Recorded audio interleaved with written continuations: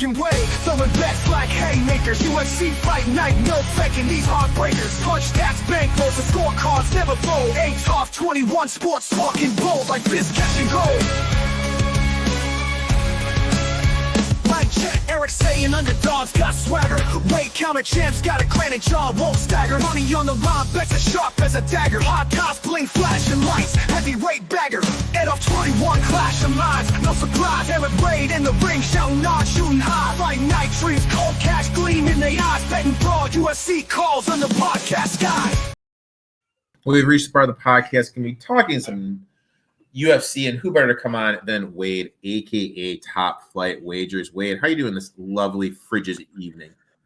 Doing pretty good, my man. Just ready to talk some UFC. Hopefully cash out for the last event of the year, and then hopefully start next year off. I know we got a pretty crazy break. I don't know, it's 4, 5, 6 weeks where we're not going to be talking UFC, but then we'll be starting the pay-per-views with Paramount, so that'll be interesting. Wow, there's that big of a break? Yeah, it's a bit. I know it's 4 weeks, 5 weeks. I think it's something pretty long. Jesus Christ, dude. I didn't know. I don't think they start back up till January 20th or something. So, really? Yep. I could be wrong, but those were my sources that I heard through the grapevine. Jesus says the next fight, they have back-to-back UFC 324 and 325. So That's what starts 2026. I haven't looked yet. Gaethje and PD Pablo fighting for the intern lightweight belt, and then that's the first card of the year. Volkov starting off with a banger. I mean, but you and I have been talks. Maybe we'll go one of these. Yeah, they're saying January 24th is the first day back. That's crazy. Maybe we've been in talks. We're gonna go live for one of these UFC ones. Maybe that will be the card we go live for, depending on what is going on in our lives and everything like that. That is in the future. We are here to talk about this UFC Vegas card, the last card ever, RIP UFC on ESPN, as Wade says, going to be switching over to Paramount. Excited to see how all that is going to look. And for those listening, watching for the first time, we each have 2 bets. We're going to give you a nice, juicy plus 466 parlay, and we're going to build you a lovely DFS lineup. So let's jump right into it. Wade, what is your first bet, my friend? Yeah, I am going to start the night off with talking about the Miguel Costa versus Morgan Charrier featherweight fight. And I'm going to go ahead and take Morgan Charrier. His best line was -105. Offshore actually currently has the best lines for him. Other square books, stateside books, -110, -115 I'm seeing on Charrier. Let's break down Costa first. He enters his matchup riding a 4-fight win streak. Continues up to trend upward as one of the more reliable pressure fighters. That's just outside the featherweight rankings. Since losing his UFC debut, Costa has made consistent improvements. He's got very good pace. He picks his shots well, and he's got very good positional awareness. His game is really built around forward pressure, volume, and the ability to wear down his opponents over the fight. His statistical profile supports that approach. He maintains steady output, absorbs damage well, and he remains effective across all 3 rounds. He's not really a one-shot knockout artist, although he has been able to finish his last 2 fights by submission. He is a legitimate finishing threat. He's got wins over Christian Rodriguez, Andre Fili, and Julian Erosa, which highlight his ability to grind down durable, experienced fighters. One of Costa's biggest strengths is consistency. He doesn't really overextend. He doesn't really make bad mistakes. So I can see this. I can see him keeping this fight up on the feet. When he needs to go to the ground, I don't see him being too shy either. So I think, obviously, bookmakers think this is going to be a pretty close fight, and I do tend to agree as well. Morgan Charrier brings a different kind of danger. He is a former Cage Warriors fighter, Cage Warriors champion. He has faced a higher overall level of competition than Costa, I believe, and I do think that experience is going to show in his composure and adaptability during this fight. During his record that may look a little bit misleading on paper, his losses have come to more higher-end fighters like Nathaniel Wood and Chepe Mariscal. really two dogs in their own right. Charrier is technically a sharp striker. He's got real power. He's strong with clinch work. He's comfortable fighting in close quarters. He can mix up takedowns, and he really doesn't fade late. Importantly, he's really not been finished since his early stages of his career, and I really don't think Costa is going to be the fighter to find a finish on him. Where Charrier does excel is he makes fights competitive everywhere. He can steal rounds with his clean striking, and overall his physicality can disrupt other fighters' rhythm, which I think is going to happen here. I like Charrier here. I just think his physicality and his pressure is just going to be a little too much for Costa.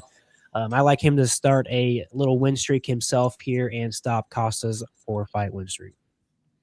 I like it. My next bet, and I'm doing what you hate. I'm going to a female fight. Give me Croden minus 120. Path to victory built on size, volume, control the distance, 5'10", clear reach advantage. 6.86 strikes per minute, landing 56% clip.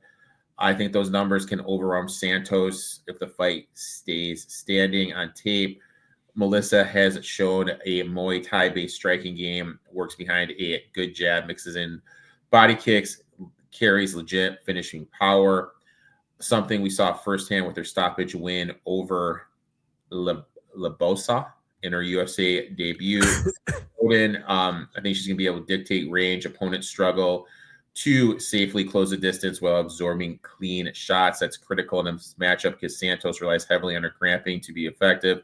Santos has to cross Croden's striking lanes to secure clinches and takedowns. Croden's early takedown defense, combined with her ability to punish level changes with uppercuts and knees, can discourage repeat entries and force Santos into an uncomfortable kickboxing fight. Croden has been involved in MMA since early years. That experience has showed in her composure, her striking fundamentals, clearly superior stand-up fighter. Even if this fight gets to the ground, I think she's shown enough awareness and defense to avoid being submitted. If Croden keeps a steady pace, manages her cardio, the cumulative damage from her long-range striking should start to add up as this fight goes on. If Santos gets this fight to the ground consistently, if Santos can't get this fight to the ground consistently, it's going to be a long night. I think the pressure, power, and volume of Croden, I think there's a clear path for either to get a late stoppage with a KO or even or just grind out the decision win. I'll take her at plus money. I was able to find plus 120, my friend. Next one, my friend. Talk to me. Yeah, I'm going to do a square parlay, as I am known to do from time to time here, and I'm going to just parlay Kevin Vallejos in the co-main event against Giga Chikadze and pairing him with Manel Kopp, his money line against Brandon Royval in the finale of the night. And we'll break down the co-main event, the featherweight, Giga Chikadze against Kevin Vallejos first. Giga Chikadze enters this matchup as one of the most technically gifted pure strikers in the featherweight division, but also he's one of the more fragile stylistically profiles against pressure-based opponents. He is 15-5. He does his best work, always comes with controlling range, dictating tempo, and forcing his opponents to play a heavy kick styling, low volume type of game. His body kicks still can remain elite when he can find them. If he's able to settle into rhythm, he can accumulate some damage over time on his opponents. However, recent performances have highlighted some persistent issues. Chikadze's output tends to dip significantly when pressured, and his defensive reactions have slowed when opponents refuse to give him space. We have seen that in losses against Calvin Kattar, Arnold Allen, and David Onama. They all followed a similar pattern. He had early moments of success and then followed by declining of volume and then increases in defensive lapses. That's going to be tough to do against a 24-year-old that is 16-1 and is ascending in Kevin Vallejos, and he's really improving fight to fight. He is game, and his game is built on clean boxing fundamentals, consistent output, and his composure under pressure.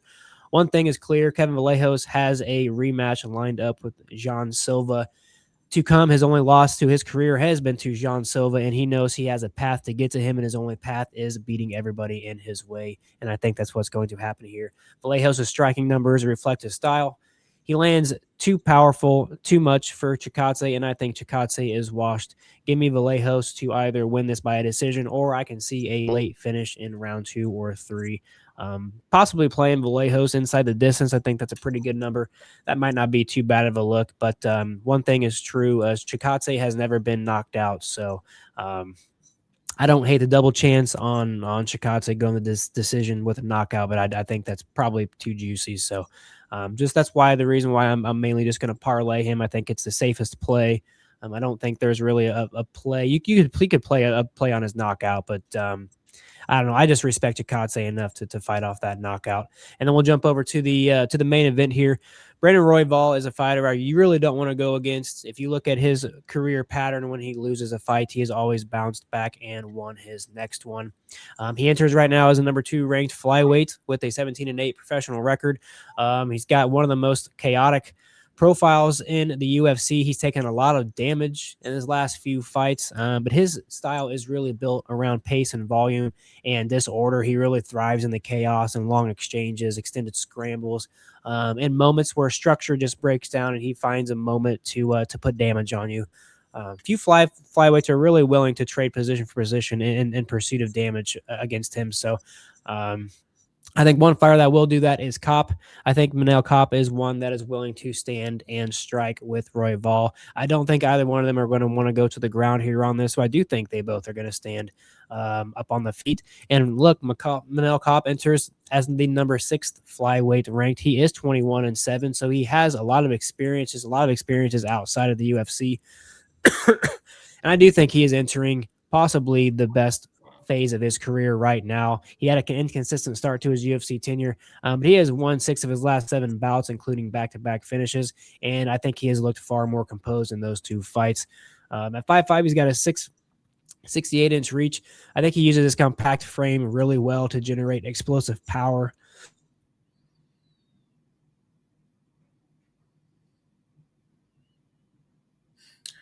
Sorry, man.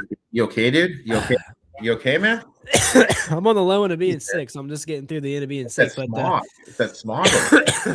Man, I think defensively, Kopp has shown clear improvements. I think his takedown defense has tightened, and I think he can get the decision win, or he might be able to find a knockout finish in this fight.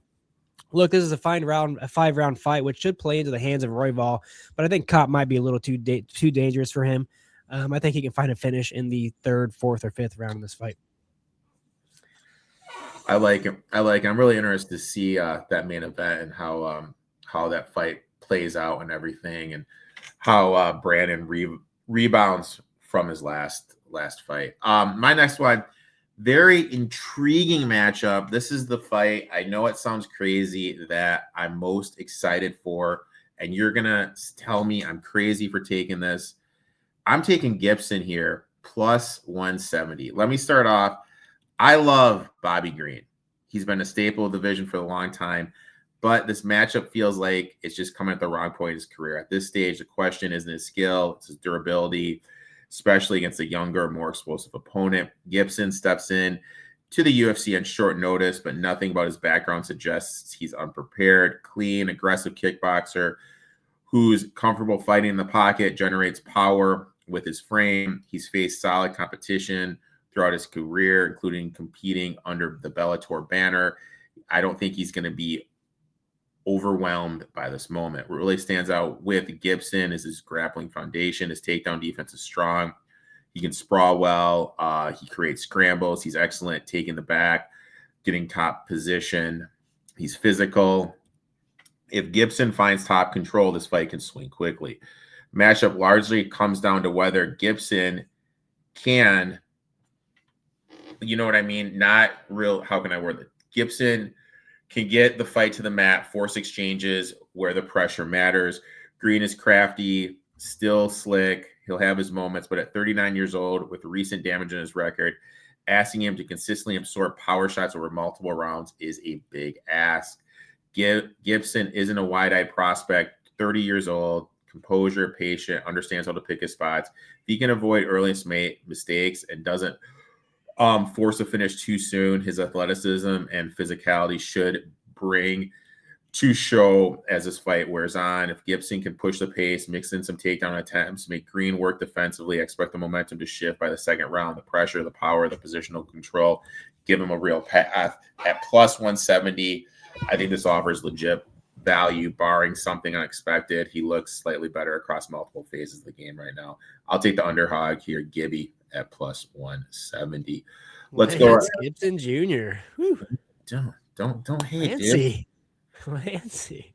Last, we each gotta finish parlay. We each have a little prop we like. Why don't you talk about your half, my friend?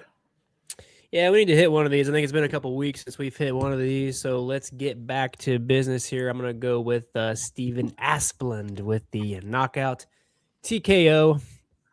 He makes this UFC debut following one of the most impressive performances in recent contender series history. Back in September, Asplund earned his UFC contract with a 16-second knockout, the third fastest finish in show's history. Asplund has recorded 5 knockouts in 7 professional fights. Coming into this fight, he is on a 3-fight knockout streak. Sharaf, his opponent, returns for his second UFC appearance after losing by second-round knockout to Junior Tafa. And though this was on less than a week's notice, that is still a very poor showing in my eyes. Junior Tafa had lost 2 straight going into that fight, and then he was submitted in his fight after his win over Sharif. So I just don't think Sharaf is going to want to grapple in this fight. He's got a very, very limited size difference in his fight as well. If Asplund can get on top, I think he can find a finish with a flurry. With Sharaf likely to engage in a striking heavy contest, Asplund should be able to find his finish. What I like the most about this is that in Asplund's 3 previous fights, he has found a finish in the first, second, and third round. So he has displayed an ability to find a finish in any round. I am going to Jillian Robertson. Is that Dana White calling you right there, dude? I wish. Jillian Robertson to win by submission. This matchup sets up perfectly well for Robertson's biggest strength, and the betting market is giving us value to directly target it. Robertson comes in riding a 4-fight winning streak right in the middle of her prime, where Lemos is stepping in short notice, has shown consistent vulnerabilities against high-level grapplers.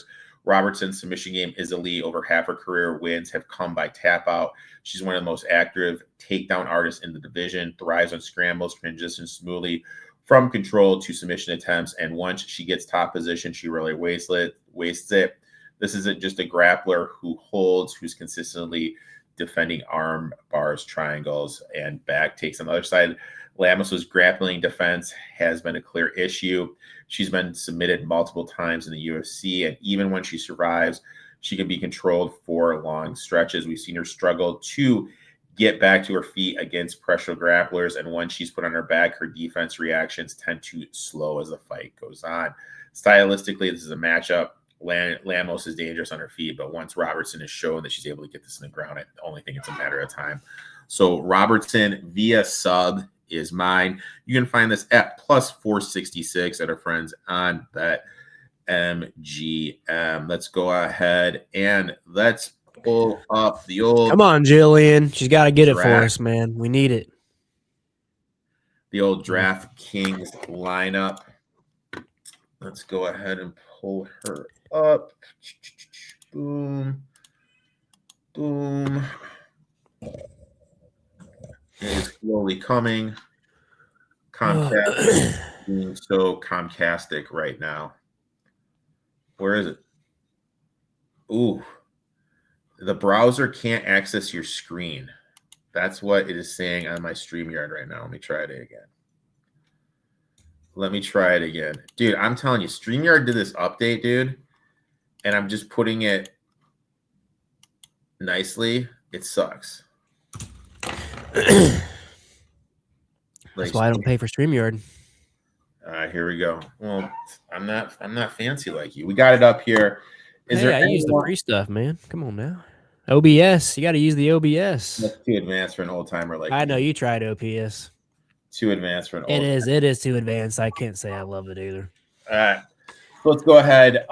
You want to just get off the bat? You want to just put old Robertson and Asplund in it right away, since those are in our parlay finishes? Sure. Is there anyone else that you're pretty adamant about you wanted to put it in here? I want my sickness to go away so my throat stops hurting, but I think the third guy on there are Kevin Vallejos. You like Vallejos? Okay. Yeah, I think he's I'm gonna go Melissa. Melissa, I think she's a solid play down option. 77 hundo. I think she's losing, but Oh, I'll ride with you on it. I don't care because I don't usually bet on the girl fights, so I don't have that strong of a lean. But I think you think she's losing. What the fuck, dude? See, this is why I hate StreamYard, dude. That fucker just left. The only reason I think I like the other side more is just really experience based. I think if it's because you looked at her Instagram account. honestly, both girls are pretty attractive. I just think that I don't know if Santos can get it on the ground. I think she has a little bit more experience there. But I don't know. It's tough. I was against Cronin last fight and she won, so I'm not the best at girl fights, anyways. All right, let's do it. Lay it on me, big dog. Anything else here? We need 2 more people here. You want to go to your boy here? I think he's going to score points. He may not win. I think he's going to, but we're at 75 hundo. Oh, dude, are we putting my boy Gibby in? Last fight of the year. It's either that or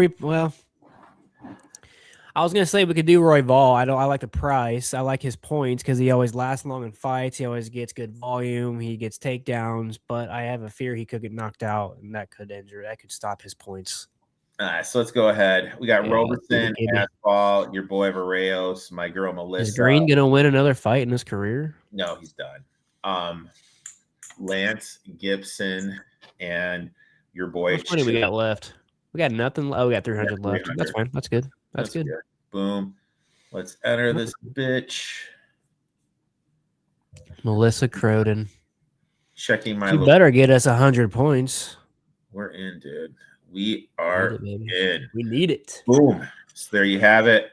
Wade, I'd like to thank you for another wonderful year of betting UFC. I've gotten knowing you over the years. Consider you a friend. Appreciate you. Why don't you tell everyone where they can find you on social media, my friend? Yeah, you can come and find me over on X, all social medias, Top Flight Wagers, YouTube. We drop a couple videos every week. Go around X. I'll be dropping free plays.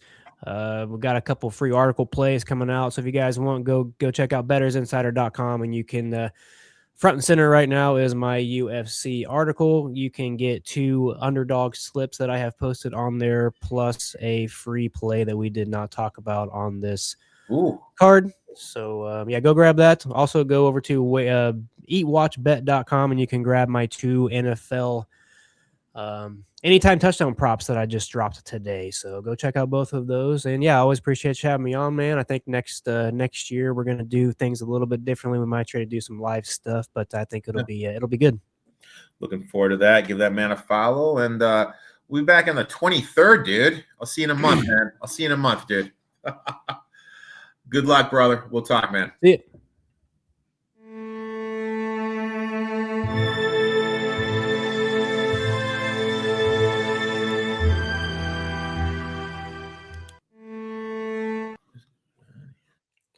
So I was